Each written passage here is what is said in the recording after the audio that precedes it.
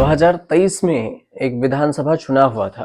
ये चुनाव हुए कांग्रेस के हाथों हार मिलने के बाद लगभग शांत बैठे जो भारत राष्ट्र समिति बीआरएस के प्रमुख है और पूर्व मुख्यमंत्री के चंद्रशेखर केसीआर बड़ी तैयारी के साथ मैदान में उतरने जा रहे हैं। आज बात बीआरएस की जो तेलंगाना है उसकी होगी, क्योंकि केसीआर की गैर मौजूदगी में उनके बेटे और पार्टी के कार्यकारी अध्यक्ष केटी रामाराव, केटी हरीश राव और फिर के कविता ने पार्टी को संभाला हुआ है। अब इन सब के बीच में जो चर्चा हो रही है कांग्रेस को मास्टर स्ट्रोक और कांग्रेस को जबरदस्त झटका देने को लेकर। केसीआर तेलंगाना के पहले मुख्यमंत्री बने, लगातार 10 साल तक इस पद पर जमे रहे। लेकिन अब बीआरएस से जो सूत्रों से खबर आ रही है कि केसीआर पर्दे के पीछे से सब कुछ संभाल रहे हैं और पार्टी के हर कदम को उनकी मंजूरी हासिल होती है। तेलंगाना के राजनीति में कहा जाता है कि केसीआर केटी रामाराव और कविता का मार्गदर्शन कर रहे हैं।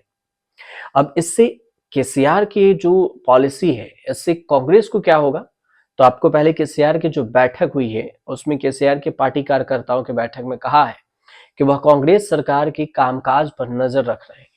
उन्होंने कहा कि राज्य के जो मुख्यमंत्री हैं रेवंत रेड्डी, सरकार के खिलाफ नाराजगी बढ़ रही है राज्य में और हम इसका जवाब देंगे।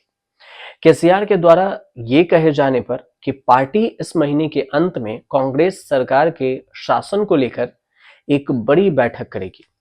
मुख्यमंत्री रेवंत रेड्डी ने तंज कसा और कहा कि वह ऐसी करेंसी है जिसकी बात वक्त में कीमत थी और अब उसकी कोई कीमत नहीं है।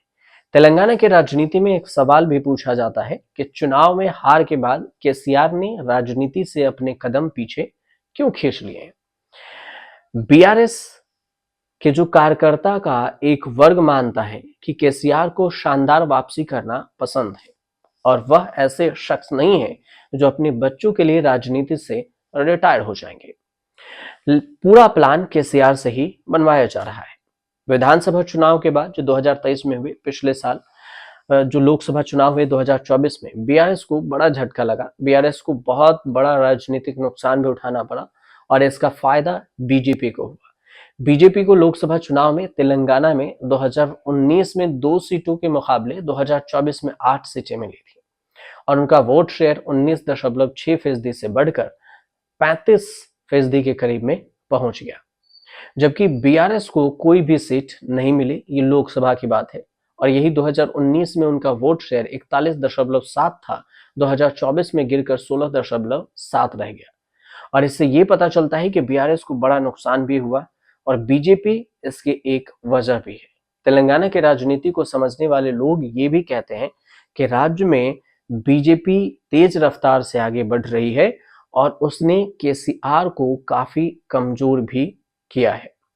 अब कुल मिलाकर देखा जाए तो सीधी बात यही है कि अगर केसीआर को बीआरएस जो अपनी पार्टी है उनकी बीआरएस मजबूत करना है तो उन्हें पार्टी का आधार मजबूत करने के साथ छिटके हुए जो वोटर हैं उन्हें फिर से वापस लाना होगा। और माना जा रहा है कि जब केसीआर सक्रिय रूप से वापसी करेंगे तो फिर कांग्रेस के साथ ही बीजेपी पर भी जोरदार हमले करेंगे। अब कुल मिलाकर अगर देखा जाए तो इससे ये भी पता चलता है कि केसीआर के मजबूत होने से बीजेपी पर और कांग्रेस पर तो हमला होगा ही होगा।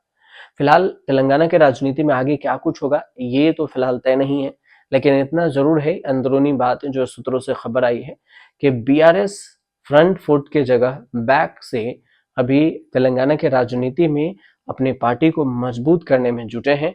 केटी रामाराव उनका साथ दे रहे हैं, के कविता उनके साथ दे रहे हैं। अब देखना ये होगा कि वो कितना बढ़िया कमबैक करते हैं, लेकिन इसके लिए अभी थोड़े से वक्त है, क्योंकि अभी तो विधानसभा चुनाव के 2 साल भी पूरे नहीं हुए हैं।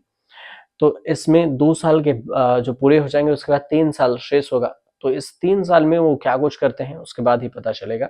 फिलहाल आपको अगर रिपोर्ट अच्छी लगी तो हमारे चैनल को सब्सक्राइब कीजिए, शेयर कीजिए, कमेंट कीजिए।